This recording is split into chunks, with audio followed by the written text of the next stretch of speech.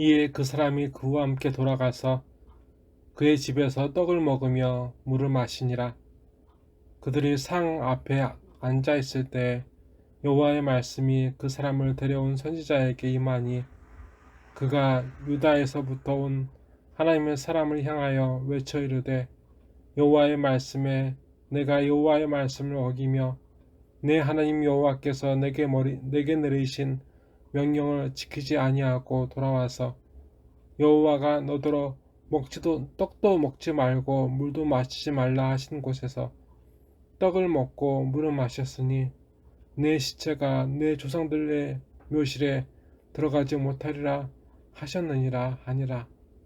그리고 자기가 데리고 온 선지자가 떡을 먹고 물을 마신 후에 그를 위하여 나귀의 안장을 지우니라. 이에 그 사람이 가더니 사자가 길에서 그를 만나 물어 죽임에 그의 시체가 길에 버림받으니 나귀는 그 곁에 서 있고 사자도 그 시체 곁에 서 있더라. 아멘. 오늘 말씀은 열왕기상 13장 19절부터 24절까지의 말씀이었습니다. 하나님의 사람은 늙은 선지자에게 속았을까요? 하나님의 사람이 사실 확인을 하나님께 할 수는 없었을까요? 아니면 조심스럽지만 하나님의 뜻이 감당하기엔 힘들어서 더 이상 하나님의 뜻을 구하지 않고 더 이상 불편하고 힘든 하나님의 뜻을 더 이상 따르고 싶은 마음이 없지 않았을까 생각해 봅니다. 그는 늙은 선지자가 그를 속이려 할 때 하나님께 물을 수 있었습니다. 단지 하나님께 더 이상 그분의 뜻을 구하고 싶지 않았을 뿐입니다.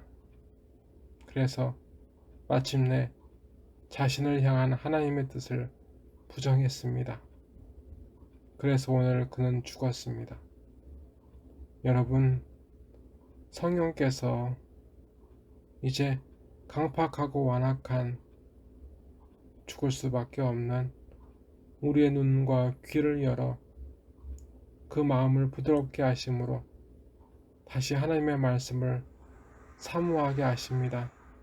다시 하나님의 뜻을 구하게 하고 다시 하나님의 뜻에 우리를 순종케 하십니다. 다 같이 기도하시겠습니다.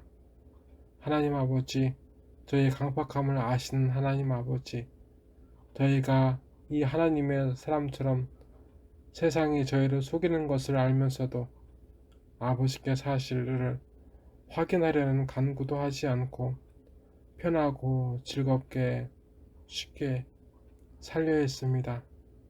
하나님 아버지, 끝까지 충성하게 하옵소서. 하나님의 뜻을 위해 불편하게 살게 하시고 하나님의 뜻을 위해 조금은 인내하게 하옵소서. 하나님의 뜻을 위해 기도하게 하시고 하나님의 뜻을 위해 기다리게 하시고 하나님의 뜻을 위해 나의 목적이 아니라 하나님의 목적을 먼저 구하게 하시고 하나님의 뜻을 위해 주장하는 자세가 아니라 본이 되게 하옵소서.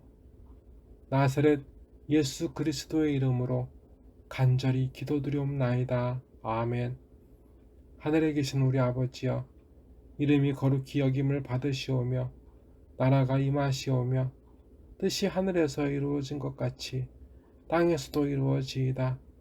오늘 우리에게 일용할 양식을 주시옵고 우리가 우리에게 죄 지은 자를 사하여 준 것 같이 우리 죄를 사하여 주시옵고 우리를 시험에 들게 하지 마시옵고 다만 악에서 구하시옵소서. 나라와 권세와 영광이 아버지께 영원히 싸움나이다. 아멘.